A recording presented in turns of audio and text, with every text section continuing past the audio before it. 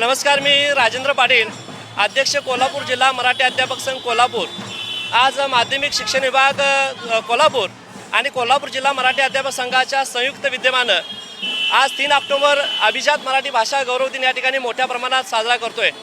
महाराष्ट्राच्या अस्मितेचा, साहित्याचा आणि सांस्कृतिक वारसा खऱ्या अर्थानं आपण महाराष्ट्राने जोपासलेला आहे आणि प्राचीन भाषा म्हणून गेल्या 3 ऑक्टोबर 2025ला आपल्याला अभिजात भाषा मराठीचा सन्मान मिळालेला आहे आणि त्याच्या प्रित्यर्थ आज पहिलं वर्ष आहे आणि म्हणून मोठ्या उत्साहानं, आनंदानं कोल्हापूर जिल्ह्यातील माध्यमिक शिक्षक, मराठी विषय शिक्षक आणि विद्यार्थी या ठिकाणी मोठ्या प्रमाणात सहभागी झालेले आहेत। या गौरवरथामध्ये गौरव चित्र 2 आहेत, याचबरोबर आमचे शिवाजी महाराजांचे मावळे आहेत, ज्यांच्या घोड्यावर आम्ही मिरवणूक काढतोय।